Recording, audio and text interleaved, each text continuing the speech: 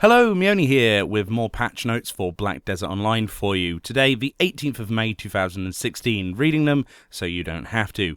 Today has seen the announcement that Valencia Part 1 will be with us as we predicted previously on June the 1st, 2016, and starting today, Daum have enabled the Road to Valencia event, which comes in the form of 2 limited time changes until the Valencia update on June 1st.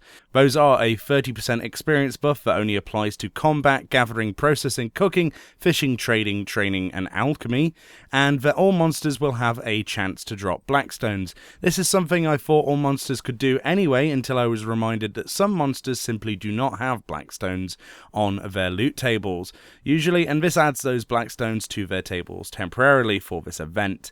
The reason then for the increased blackstone acquisition is that the Valencia patch has been confirmed to contain the controversial plus 16 and plus 20 enhancement upgrades that had before now been disabled. This goes forward with whatever plans Daum have to shorten power creep and somehow equalize a playing field already marred with quick releases and power creep from certain classes as it is. The patch then introduces a new limited red battlefield mode. This will limit those who can enter to players who have equipped less than 150 AP, less than 200 DP. Their AP and DP combined cannot exceed 300 in total.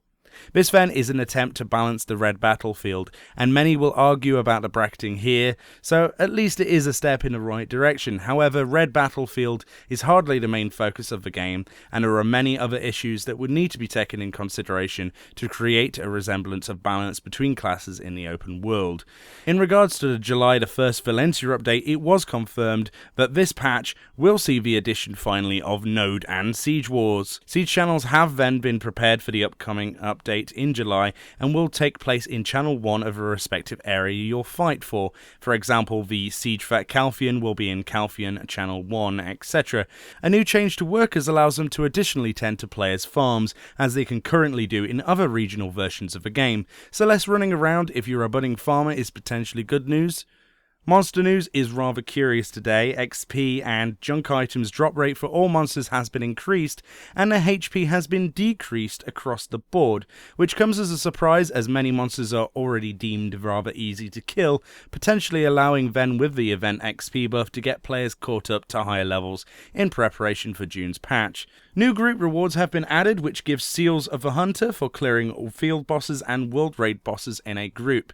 Whether this will encourage PvP with people not in your group contesting for world bosses is another question entirely, but a reward is there for grouping up now, which seems to be the way they're looking at addressing field bosses in general, whether you like that or not. Interface changes then, continuing the impressive UI changes such as a colorblind mode we got last patch. This time we're seeing some more interface changes and some new features, such as a alert function which has been added for monsters that are around players.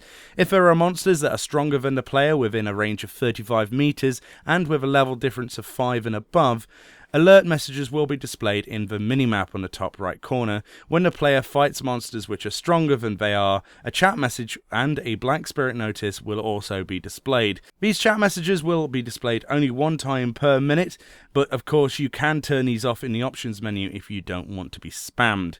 Next up, a patch wouldn't be a Black Desert patch without the addition of a cash shop item, would it now? And today you can pick up the canapé cooking inspired costume, which has been added to the cash shop finally from the other versions.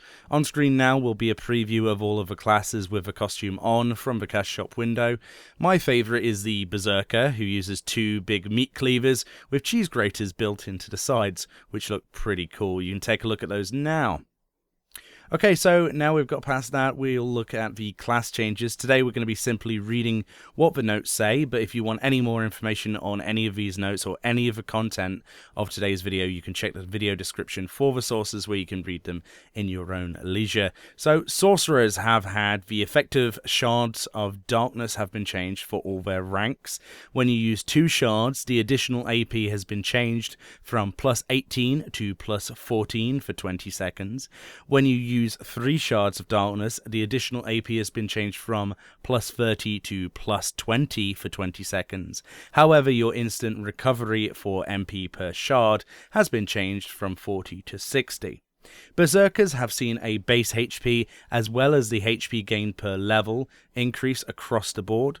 Mooses and Meiwa have also seen rather big changes. The amount of HP and WP gained via leveling has also been increased, along with the Berserkers' HP there. The pre-action speed of blooming has been increased. They fixed the attack range of blooming phantom skill so that both Musa and Meiwa will have the same attack range. Animation speed of the other skills have been increased after using retaliation. The pre-action animation for Dragon's Bite has been removed. While Dragon's Bite is on cooldown, Musa will take less damage, and the cooldown time to reuse Dragon Bite has also been reduced. The backstep slash can no longer be used while on cooldown. The attack range of damage for backstep slash has been increased. The effect of using chase has been changed. If used when not on cooldown, the player is invincible. If used when on cooldown, the player gains super armor. WP for Chase 2 has been reduced from 17 to 15.